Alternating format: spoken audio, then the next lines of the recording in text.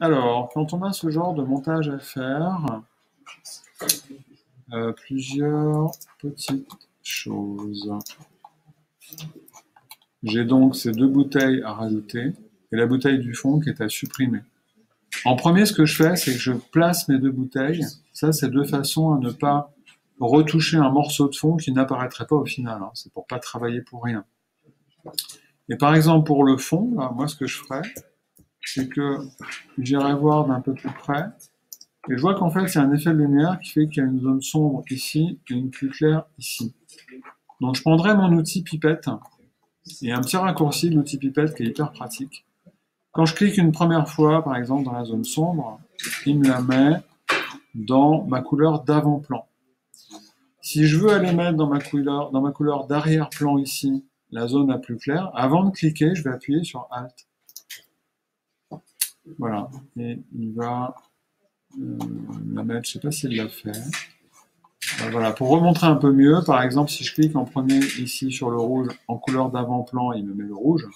Et si je veux par exemple ce beige là, dans ma couleur d'arrière-plan, avant de cliquer, j'appuie sur Alt, je clique. Et là, vous voyez que avant-plan, arrière-plan, il m'a mis mes deux couleurs.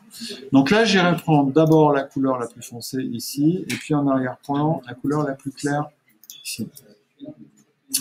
Ensuite, je vais créer un calque vide, et puis je vais juste tracer un dégradé qui va me reprendre automatiquement ces deux couleurs.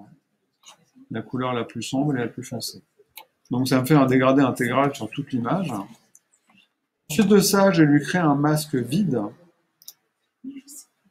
Et ce masque, je vais venir directement le remplir en faisant édition remplir en noir pour tout masquer. Et ensuite, à l'aide d'un pinceau, je vais juste venir avec du blanc hein, dans le masque, venir faire apparaître ici ce qui m'intéresse.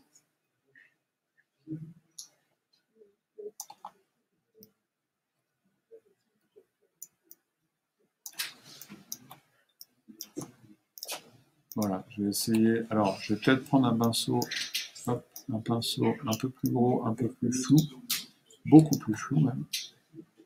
Puis je vais alterner un petit peu.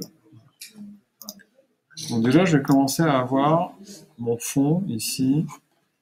Alors après, ce que je peux faire, c'est dissocier mon masque de fusion et mon fond. C'est-à-dire que j'enlève ma petite chaîne.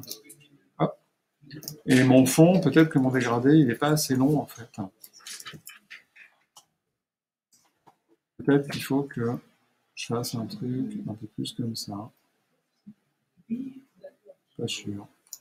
Non, pas sûr en fait. C'est plutôt... Alors je vais pouvoir déplacer mon masque.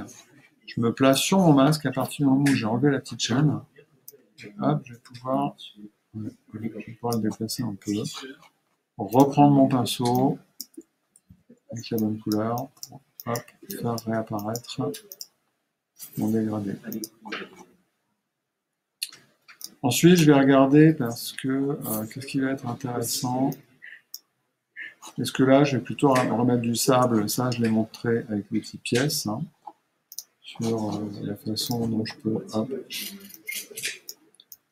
aller chercher du sable.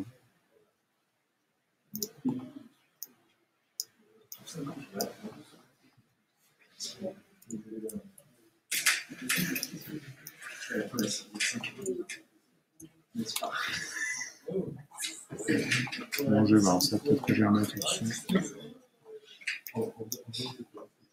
Voilà, c'est-à-dire que petit à petit, je vais voir qu'est-ce que je mets par-dessus quoi pour aller faire ma retouche.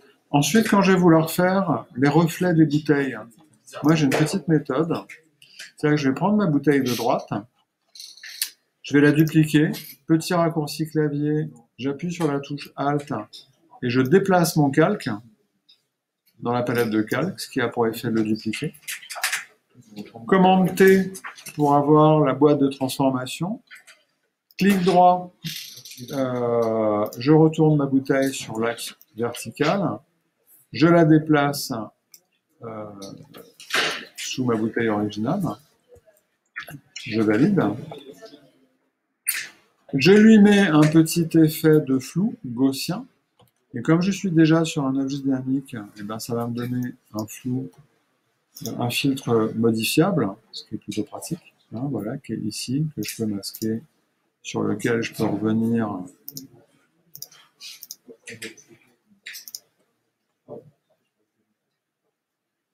si j'ai envie. Hein, je double-clique dessus, je peux le faire un peu plus flou. Okay.